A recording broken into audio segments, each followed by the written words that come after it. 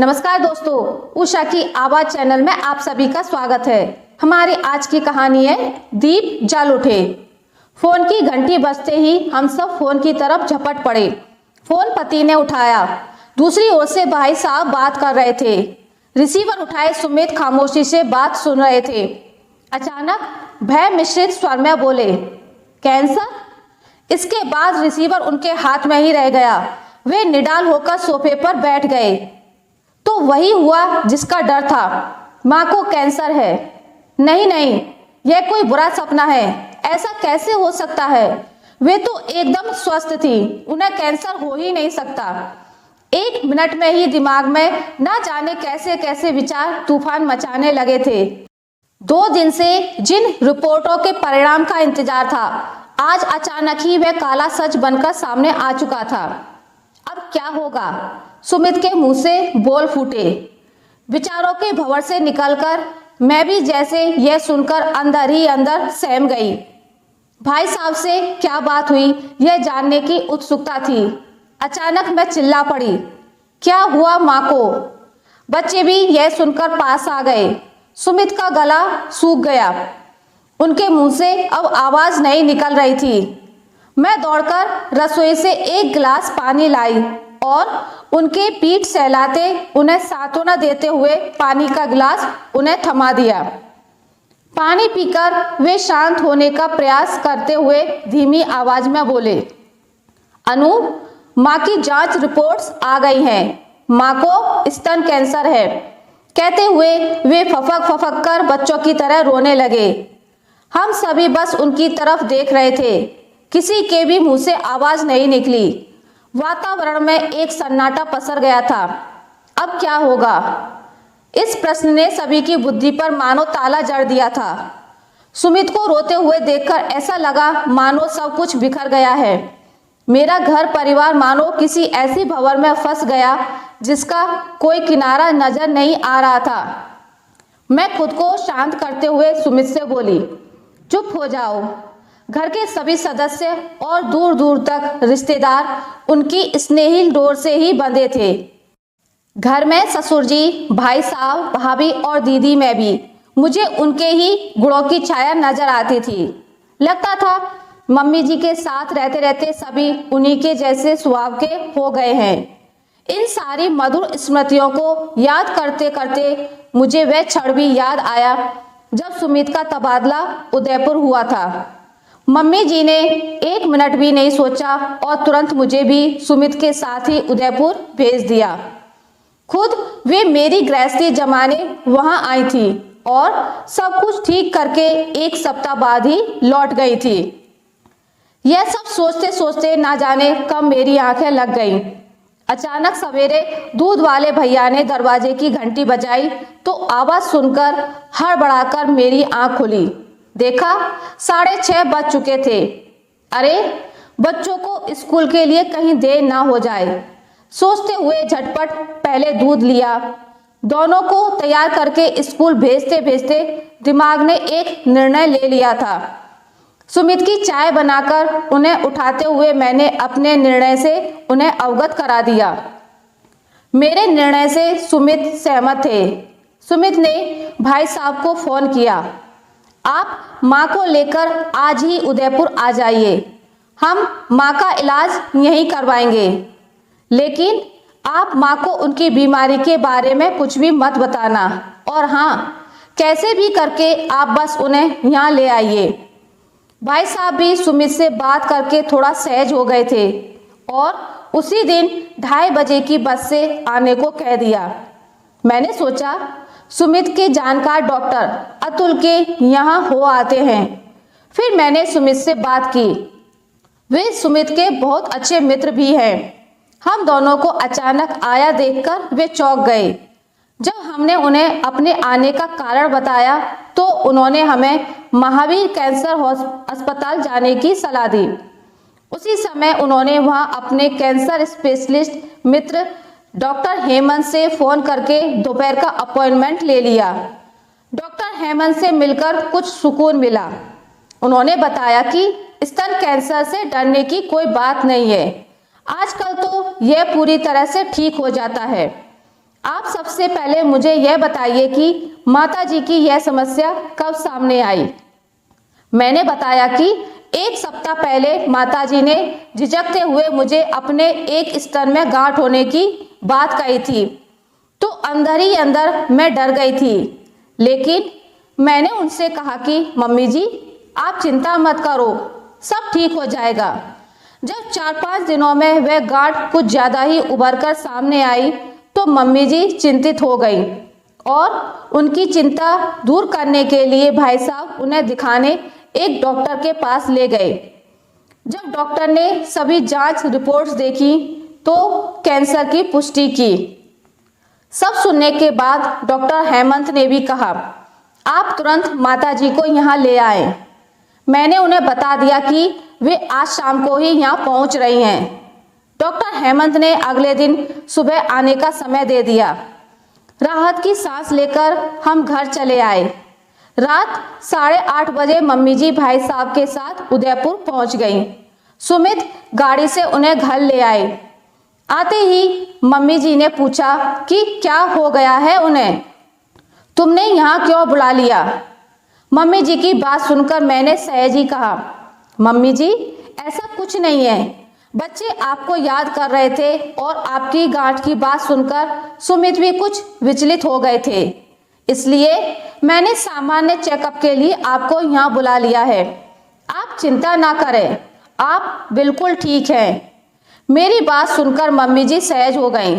तभी बच्चों को चुप देखकर उन्होंने पूछा अरे तोलू मोलू तुम दूर क्यों खड़े हो, यह देखो मैं तुम्हारे लिए क्या क्या लाई हूँ। बच्चे भी दादी को हंसते हुए देख दौड़कर उनसे लिपट पड़े। दादी माँ आप कितने दिनों बाद यहाँ आई हो, अब हम आपको यहाँ से कभी भी जाने नहीं देंगे। बच्चों के सहज स्नेह से अभिभूत मम्मी जी उनको अपने लायक खिलौने दिखाने में व्यस्त हो गईं, तो मैं रसोई में उनके लिए चाय बनाने चली गई। इसी बीच सुमित ने भाई साहब को डॉक्टर हेमंत से हुई बातचीत बता दी। अगले दिन सुबह जल्दी तैयार होकर मम्मी जी सुमित और भाई साहब के साथ अस्पताल चली गई। कैंसर अस्पताल का बोर्ड देखकर मम्मी चौंकी थी, पर सुमित ने होशियारी बरतते हुए कहा आप पढ़िए, यहाँ पर लिखा है भगवान Mahavir cancer and research institute. Cancer के इलाज के साथ जांचों के लिए यही बड़ा केंद्र है। माँ यह बात सुनकर चुप हो गई थी। अगले 2 दिन जांचों में ही चले गए। इस दौरान उन्हें कुछ शंका हुई। वे बार बार मुझसे पूछती तुम ही बताओ आखिर मुझे हुआ क्या है।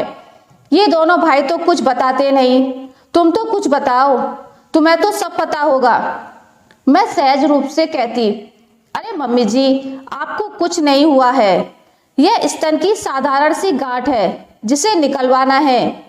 डॉक्टर छोटी सी सर्जरी करेंगे और आप एकदम ठीक हो जाओगी।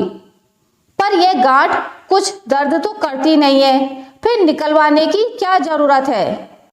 उनके मुंह से यह सुनकर मुझे सहज ही पता चल गया कि कैंसर के बारे में हमारी अज्ञानता ही इस रोग को बढ़ाती है। मम्मी जी ने तो मुझे यह भी बताया कि उनके स्कूल की एक अध्यापिका ने उन्हें एक वैद्य का पता बताया था जो कि बिना किसी सर्जरी के 1 सप्ताह के भीतर अपनी आयुर्वेदिक गोलियों और चूर्ण से इस गांठ को गला सकते हैं। थोड़ी देर बाद मम्मी जी को सर्जरी के लिए अंदर ले गए। सर्जरी के बाद मम्मी जी को रूम में शिफ्ट कर दिया गया और सुमित को डॉक्टर साहब ने अंदर बुलाया। सुमित जब बाहर आए तो वे सहज थे। उनको शांत देखकर हमें भी चैन आया।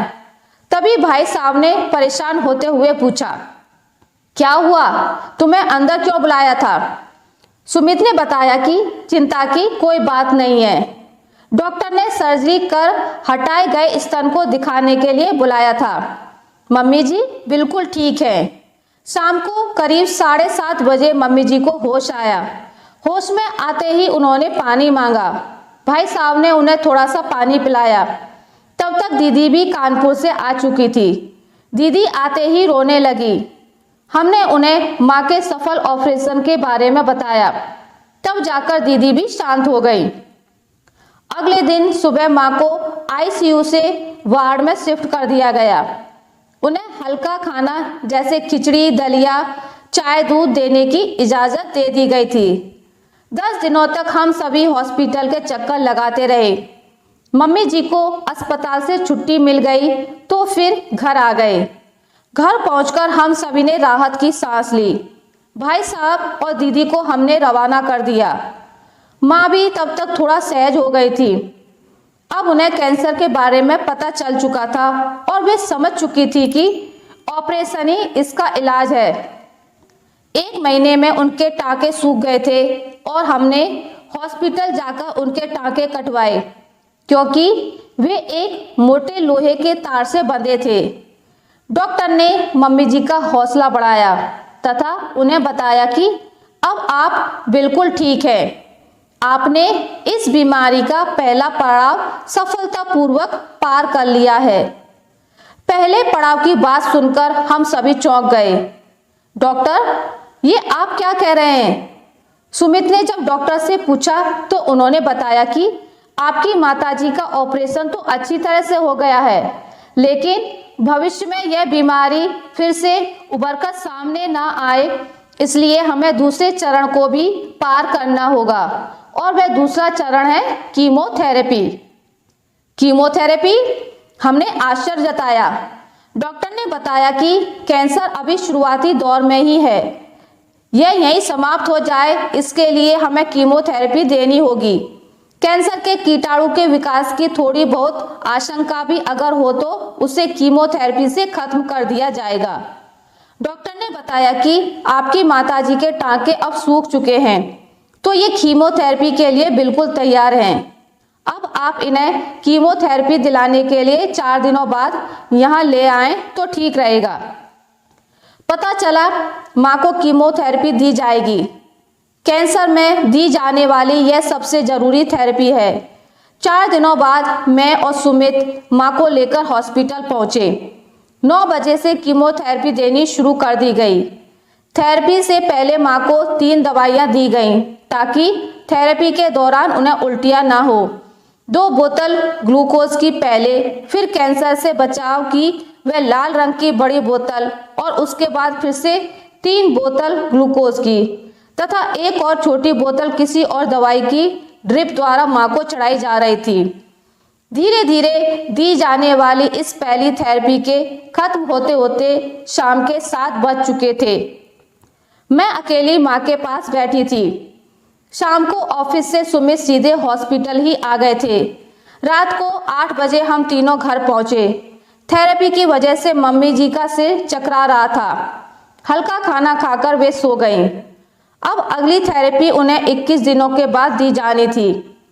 पहली थेरेपी के बाद ही उनके घने लंबे बाल पूरी तरह झड़ गए। यह देखकर हम सभी काफी दुखी हुए। बाल झड़ने के कारण माँ पूरे समय अपने सिर को स्कार्फ से ढककर रखती थी। कई बार माँ इस दौरान कहती, कैंसर के ऑपरेशन में इतनी तकलीफ नहीं हुई जितनी इस थेरेपी से हो रही है। मैं उनको ढांढस बंधाती, मम्मी जी आप चिंता मत करो, यह तो पहली थेरेपी है ना, इसलिए आपको ज़्यादा तकलीफ हो रही है, धीरे धीरे सब ठीक हो जाएगा। थेरेपी के प्रभाव के फलस्वरूप उनकी जीभ पर छाले उभर आए। पानी पीने के अलावा कोई चीज वे सहज रूप से नहीं खा पी रही थी। यह देखकर हम सभी को बहुत कष्ट होता था। उनके लिए बिना मिर्च नमक का दलिया, खिचड़ी बनाने लगी ताकि वे कुछ तो खा सकें। फलों का जूस भी थोड़ा थोड़ा देती रहती थी ताकि उनको कुछ राहत मिले। इस तरह 21-21 दिन के अंतराल में उनकी सभी 6 थेरेपी पूरी हुई। हालांकि ये थेरेपी मम्मी जी के लिए बहुत कष्टकारी थी, लेकिन हम सब यही सोचते थे कि स्वास्थ्य की तरफ माँ का यह दूसरा चरण भी सफलतापूर्वक संपन्न हो जाए तो अच्छा है। जिस दिन अंतिम थेरेपी पूरी हुई तो माँ के साथ मैंने और सुमित ने भी राहत की सांस ली। जब डॉक्टर से मिलने उनके केबिन में गए तो खुश होते हुए डॉक्टर ने हमें बधाई दी। अब आपकी माताजी बिल्कुल स्वस्थ है। बस वे अपने खाने पीने का ध्यान रखें, पौष्टिक भोजन, फल, सलाद और जूस लेती रहें, सामान्य व्यायाम वर्किंग करती रहें तो अच्छा रहेगा। इसके साथ ही डॉक्टर ने हमें यह हिदायत विशेष रूप से दी कि जिस स्तन का ऑपरेशन हुआ है उस तरफ के हाथ पर किसी तरह का कोई कट नहीं लगना पाए।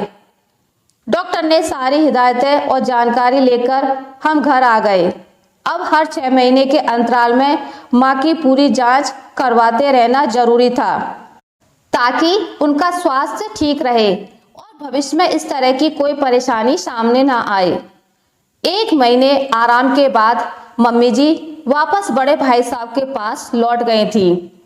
6 साल हो गए हैं। अब तो डॉक्टर ने जांच भी साल में 1 बार कराने के लिए कह दिया। मम्मी जी का जीवन दोबारा उसी रफ्तार और क्रियाशीलता के साथ शुरू हो गया। आज मम्मी जी अपने स्कूल और मोहल्ले में सबकी प्रेरणा स्रोत है। आज वे पहले से भी अधिक एक्टिव हो गई हैं। अब वे 2 स्तरों पर अध्यापन करवाती हैं, एक अपने स्कूल में और दूसरे कैंसर के प्रति सभी को जागरूक व सजग रहने के लिए प्रेरित करती हैं। उन्हें स्वस्थ और प्रसन्न देखकर मेरे साथ पूरा परिवार और रिश्तेदार सभी फिर से उनके स्नेह की छत्र छाया में खुद को सुरक्षित महसूस करते हैं। आशा करती हूँ आपको मेरी आज की कहानी अच्छी लगी होगी। अगर आपको मेरी ये कहानी अच्छी लगी है तो इसे लाइक करें, ज़्यादा से ज़्यादा शेयर करें और अगर आप मेरे चैनल पर नए हैं तो इसे सब्सक्राइब करना ना भूलें। मिलते हैं एक नई कहानी के साथ, तब तक के लिए नमस्कार।